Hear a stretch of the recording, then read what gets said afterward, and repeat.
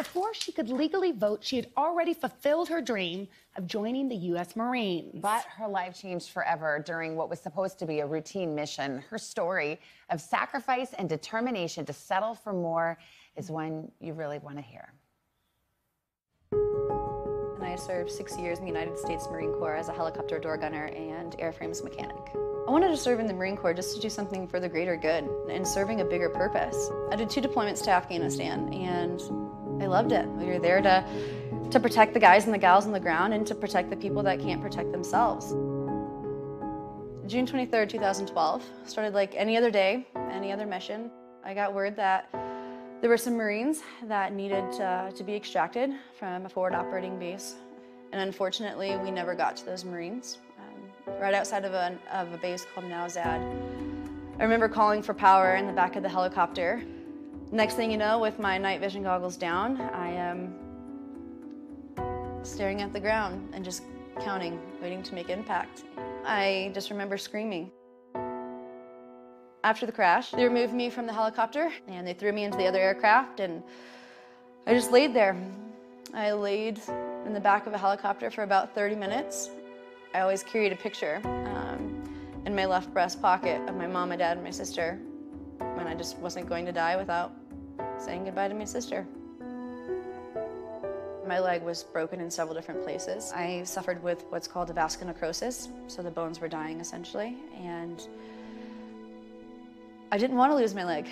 And it might sound petty, but I didn't want to lose my leg. I didn't know who was going to look at me differently. I didn't know if I was going to be able to wear heels or a dress, or if somebody would find me attractive enough to want to have a family with. That's instantly where my mind went to. I fought long and hard to save my leg. Joining us now, retired Marine Sergeant Kirstie Ennis. Thank you so much for being here today. You're an awesome inspiration. Take us back to those moments after the crash. You said you stared at this picture and your sister in particular. Talk us through that. Yeah, the hardest part was just trying to remind myself why I was fighting. I always say it's the 6 inches between your ears and what's behind your rib cage that contains what you're capable of. And I just reminded myself that the last thing that I needed to do was at least say goodbye. I wasn't going to go out without letting my family know that I love them. You are a fighter. It is as clear as day. And you had to fight once you got home. I mean, you had multiple surgeries. You talked about wanting to be able to keep your leg, wanting that so badly. What was that whole process like, having to go through the recovery? Well, at 21 and 22 years old, when you're trying to deal with these things, there's a multitude of different things going through your head. You know, I'm trying to process the variety of trauma and the invisible injuries, not just the physical ones. And after 44 surgeries, it gets to a point where it is, you almost want to give up. But I remind myself every day that I'm one of the ones that made it home, maybe a little damaged, a little different than I was at one point. But you know, there's always something else to keep living for.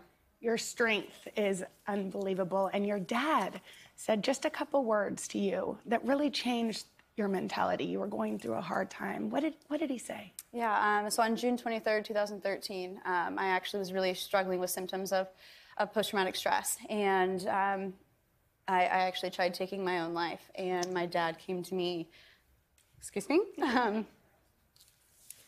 Sorry. You've got to be kidding me. No, the enemy couldn't kill you, and you're going to do it for him? And the light bulb went off. I realized that maybe I was being just a bit selfish. You know, like I said, I made it home. There's my family. There's loved ones of people that didn't make it home that are looking to me. So I did. I decided that I was going to live my life for other people. And you have done that. You come from a family of fighters, by the way, though. They're all Marines, aren't they? Yep, both my mom and my dad.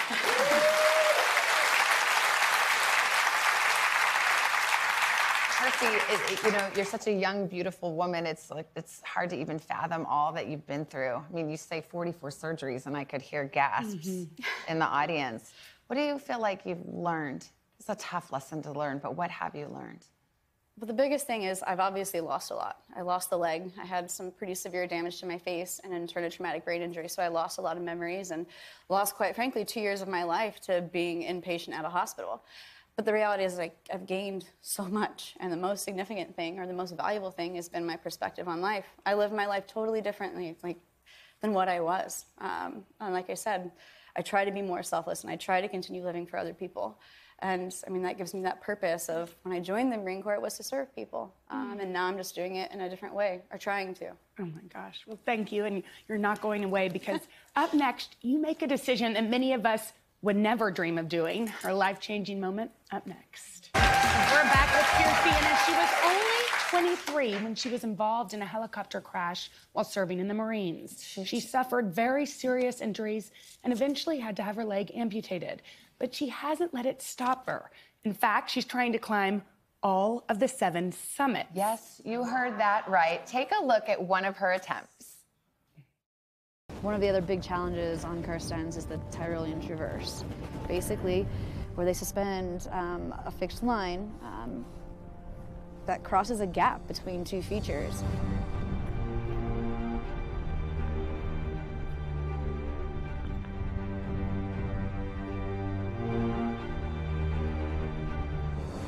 I have learned over the course of my short lifespan that while the summits are great, it's really about the journey and what it's taken out of you to get to the point that you're at.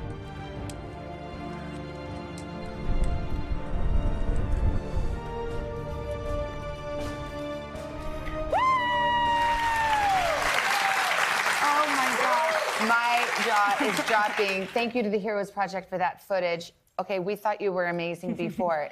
Did you really do that? That's incredible.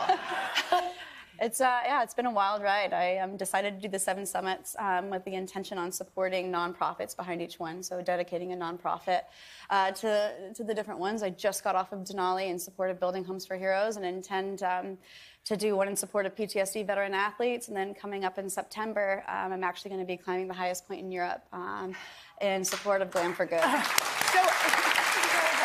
talk about, you've already conquered some of these. And Denali was a little frightening too, right? There was this huge storm that came in. Denali was rough, yeah. We were pinned for 17 days at 14,000 feet. And when all the other teams were going down, we still decided to go up. So I definitely blood, sweat, and tears went into that mountain. You said something just during the break. This wasn't like, oh, you were this outdoorsy person before the accident.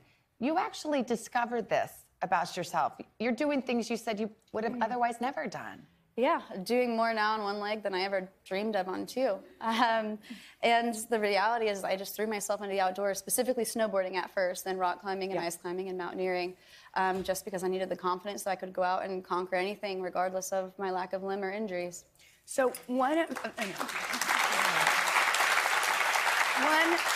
of the things that you're also conquering, which frightens me even more than mountain climbing, is you are also Miss June, which is so incredible. You look beautiful for the 13th annual Pinups for Vets. Talk about this project.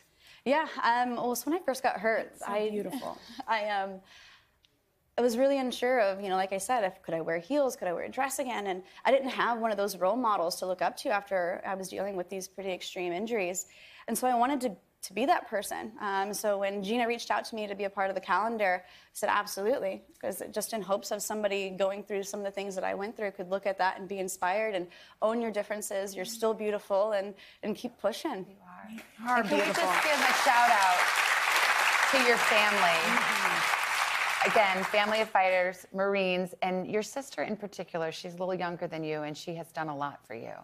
My sister's been amazing, and she doesn't get the credit that she deserves.